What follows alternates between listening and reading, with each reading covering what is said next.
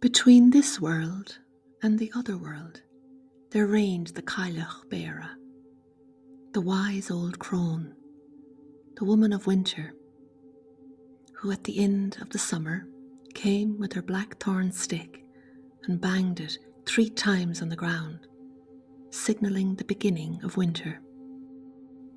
She is old, older than time.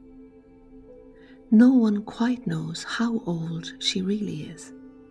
In her own words, she says, "I am the Cailleach beara. Many wonders I have seen.